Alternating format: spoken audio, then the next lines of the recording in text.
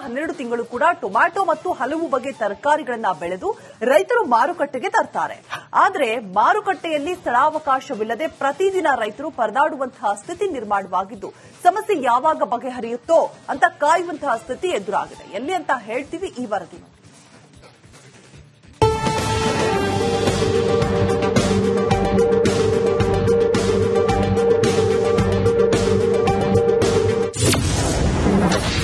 Kolar APMC ಮಾರುಕಟ್ಟೆಯಲ್ಲೇ ಜಾಗದ ಸಮಸ್ಯೆ. ಮಾರ್ಕೆಟ್ನಲ್ಲಿ ಸ್ಥಳಾವಕಾಶವಿಲ್ಲದೆ ರೈತರ ಪರದಾಟ. ವಾಹನಗಳು ಓಡಾಡಲು ಒದ್ದಾಟ. ಮಾರುಕಟ್ಟೆಯಲ್ಲಿ ಜಾಗವಿಲ್ಲದೆ ರಸ್ತೆಗಳಲ್ಲಿ ನಿಂತಿರುವ ವಾಹನಗಳು. ಇವೆಲ್ಲ ದೃಶ್ಯಗಳು ಕಂಡುಬಂದಿದ್ದು ಕೋಲಾರದ ಎಪಿಎಂಸಿ ಮಾರುಕಟ್ಟೆಯಲ್ಲಿ. ಹೌದು, ಕೋಲಾರ ಎಪಿಎಂಸಿ ಮಾರುಕಟ್ಟೆಗೆ ತನ್ನದೇ ಆದ ಇತಿಹಾಸವಿದೆ. ಇದರ ಜೊತೆಗೆ ಏಷ್ಯಾದಲ್ಲೇ 2ನೇ ಅತಿದೊಡ್ಡ ಟೊಮೆಟೊ ಮಾರುಕಟ್ಟೆ ಅನ್ನೋ ಖ್ಯಾತಿ ಕೂಡ ಈ ಮಾರುಕಟ್ಟೆಗಿದೆ.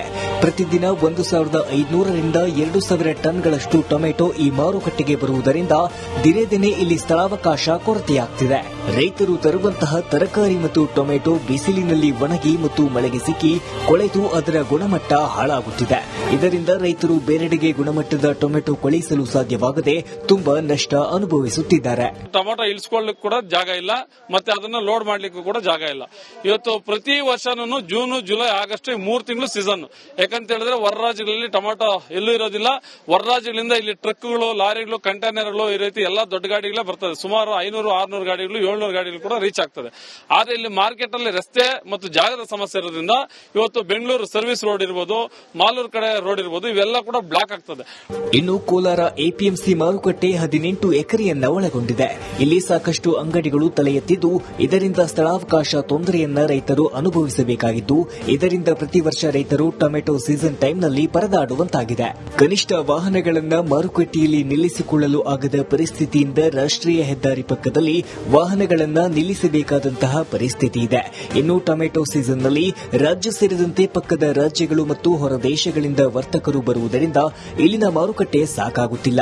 ಹೀಗಾಗಿ ಟೊಮೆಟೊಗೆ ಪ್ರತ್ಯೇಕ ಮಾರುಕಟ್ಟೆಗೆ ಕೂಗು ಜೋರಾಗಿದೆ. ಕಾರ್ಯಕ್ರಮದ ಜಿಲ್ಲಾಡಳಿತ ಮನವಿ ಮಾಡ್ತೀನಿ. ಇದು ದೊಡ್ಡ ಮಾರ್ಕೆಟ್ ಇದೆ. ರೈತ ಕುಟುಂಬಗಳು 38,000 ರೈತ ಕುಟುಂಬಗಳಿಗೆ ಅವಲಂಬಿತ ಆಗಿದೆ.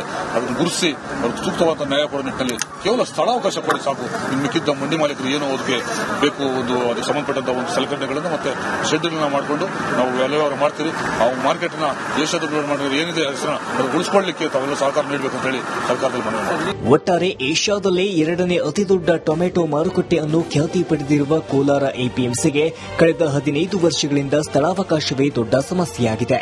ಜನಪ್ರತಿನಿಧಿಗಳಿಗೆ ದೂರು ನೀಡಿದ್ರೂ ಯಾವುದೇ ಕ್ರಮ ಕೈಗೊಳ್ಳದಿರುವುದು ದುರಂತವೇ ಸರಿ. ಸುರೇಶ್, ರಿಪಬ್ಲಿಕ್ ಕನ್ನಡ, ಕೋಲಾರ. 12 ತಿಂಗಳು ಕೂಡ ಟೊಮ್ಯಾಟೊ ಮತ್ತು ಹಲವು ಬಗೆಯ ತರಕಾರಿಗಳನ್ನ ಬೆಳೆದು ರೈತರು ಮಾರುಕಟ್ಟೆಗೆ ತರ್ತಾರೆ.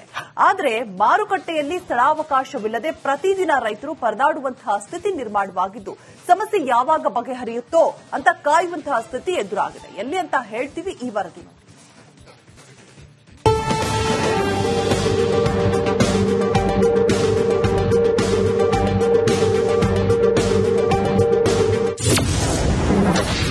ಕೋಲಾರ ಎಪಿಎಂಸಿ ಮಾರುಕಟ್ಟೆಯಲ್ಲೇ ಜಾಗದ ಸಮಸ್ಯೆ.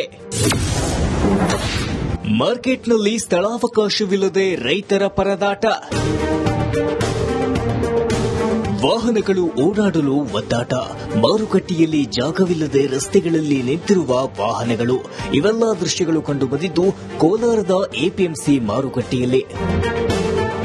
ಹೌದು, ಕೋಲಾರ ಎಪಿಎಂಸಿ ಮಾರುಕಟ್ಟೆಗೆ ತನ್ನದೇ ಆದ ಇತಿಹಾಸವಿದೆ. ಇದರ ಜೊತೆಗೆ ಏಷ್ಯಾದಲ್ಲೇ 2ನೇ ಅತಿದೊಡ್ಡ ಟೊಮೆಟೊ ಮಾರುಕಟ್ಟೆ ಅನ್ನೋ ಖ್ಯಾತಿ ಕೂಡ ಈ ಮಾರುಕಟ್ಟೆಗಿದೆ.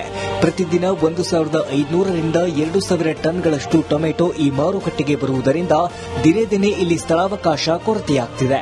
ರೈತರು ತರುವಂತಹ ತರಕಾರಿ ಮತ್ತು ಟೊಮೆಟೊ ಬಿಸಿಲಿನಲ್ಲಿ ಒಣಗಿ ಮತ್ತು ಮಳೆಗೆ ಸಿಕ್ಕಿ ಕೊಳೆತು ಅದರ ಗುಣಮಟ್ಟ ಹಾಳಾಗುತ್ತಿದೆ.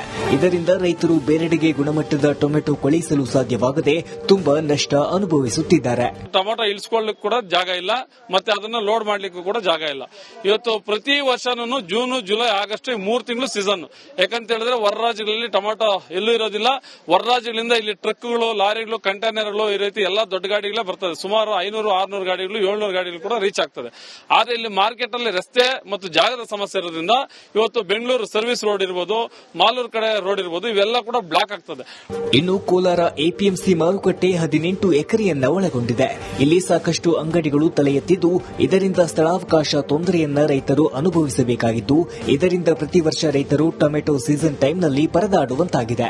ಕನಿಷ್ಠ ವಾಹನಗಳನ್ನ ಮಾರುಕಟ್ಟೆಯಲ್ಲಿ ನಿಲ್ಲಿಸಿಕೊಳ್ಳಲು ಆಗದ ಪರಿಸ್ಥಿತಿಯಿಂದ ರಾಷ್ಟ್ರೀಯ ಹೆದ್ದಾರಿ ಪಕ್ಕದಲ್ಲಿ ವಾಹನಗಳನ್ನ ನಿಲ್ಲಿಸಬೇಕಾದಂತಹ ಪರಿಸ್ಥಿತಿ ಇದೆ.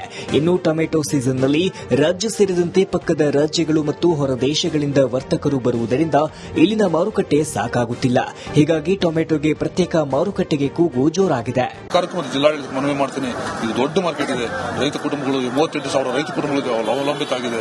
ಅದನ್ನು ಗುರುತಿಸಿ ಅವ್ರಿಗೆ ಸೂಕ್ತವಾದ ನ್ಯಾಯ ಕೊಡೋ ನಿಟ್ಟಿನಲ್ಲಿ ಕೇವಲ ಸ್ಥಳಾವಕಾಶ ಕೊಡಿ ಸಾಕು. ಇನ್ನು ಮಿಕ್ಕಿದ್ದ ಮಂಡಿ ಮಾಲೀಕರು ಏನೋ ಅದಕ್ಕೆ ಬೇಕು, ಅದಕ್ಕೆ ಸಂಬಂಧಪಟ್ಟಂತ ಒಂದು ಸಲಕರಣೆಗಳನ್ನು ಮತ್ತೆ ಶೆಡ್ಯೂಲ್ನ ಮಾಡಿಕೊಂಡು ನಾವು ವ್ಯವಹಾರ ಮಾಡ್ತೀವಿ. ಆ ಮಾರ್ಕೆಟ್ ನ ದೇಶದ ಮಾಡಿದ್ರೆ ಏನಿದೆ ಹೆಸರನ್ನ ಉಳಿಸಿಕೊಳ್ಳಲಿಕ್ಕೆ ತಾವೆಲ್ಲ ಸಹಕಾರ ನೀಡಬೇಕು ಅಂತ ಹೇಳಿ ಸರ್ಕಾರದಲ್ಲಿ ಮನವಿ. ಒಟ್ಟಾರೆ ಏಷ್ಯಾದಲ್ಲೇ 2ನೇ ಅತಿದೊಡ್ಡ ಟೊಮೆಟೊ ಮಾರುಕಟ್ಟೆ ಅನ್ನು ಖ್ಯಾತಿ ಪಡೆದಿರುವ ಕೋಲಾರ ಎಪಿಎಂಸಿಗೆ ಕಳೆದ 15 ವರ್ಷಗಳಿಂದ ಸ್ಥಳಾವಕಾಶವೇ ದೊಡ್ಡ ಸಮಸ್ಯೆಯಾಗಿದೆ. ಜನಪ್ರತಿನಿಧಿಗಳಿಗೆ ದೂರು ನೀಡಿದ್ರೂ ಯಾವುದೇ ಕ್ರಮ ಕೈಗೊಳ್ಳದಿರುವುದು ದುರಂತವೇ ಸರಿ. ಸುರೇಶ್, ರಿಪಬ್ಲಿಕ್ ಕನ್ನಡ, ಕೋಲಾರ. 12 ತಿಂಗಳು ಕೂಡ ಟೊಮ್ಯಾಟೊ ಮತ್ತು ಹಲವು ಬಗೆ ತರಕಾರಿಗಳನ್ನ ಬೆಳೆದು ರೈತರು ಮಾರುಕಟ್ಟೆಗೆ ತರ್ತಾರೆ. ಆದರೆ ಮಾರುಕಟ್ಟೆಯಲ್ಲಿ ಸ್ಥಳಾವಕಾಶವಿಲ್ಲದೆ ಪ್ರತಿದಿನ ರೈತರು ಪರದಾಡುವಂತಹ ಸ್ಥಿತಿ ನಿರ್ಮಾಣವಾಗಿದ್ದು, ಸಮಸ್ಯೆ ಯಾವಾಗ ಬಗೆಹರಿಯುತ್ತೋ ಅಂತ ಕಾಯುವಂತಹ ಸ್ಥಿತಿ ಎದುರಾಗಿದೆ. ಎಲ್ಲಿ ಅಂತ ಹೇಳ್ತೀವಿ ಈ ವರದಿ.